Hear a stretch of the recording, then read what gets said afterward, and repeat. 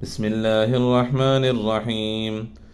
اللهم صل على سيدنا محمد وعلى آل سيدنا محمد صلاة تنجينا بها من جميع الأهوال والآفات، وتقضي لنا بها جميع الحاجات، وتطهرنا بها من جميع السيئات، وترفعنا بها عندك أعلى الدرجات، وتبلغنا بها أقصى الغايات من جميع الخيرات في الحياة وبعد الممات، إنك مجيب الدعوات ورافع الدرجات، ويا قاضي الحاجات، ويا كافي المهمات، ويا دافع البليات، ويا حل المشكلات.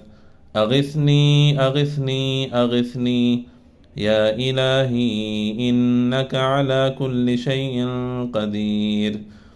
اللهم صل على سيدنا محمد النبي الأمي وآله وبارك وسلم.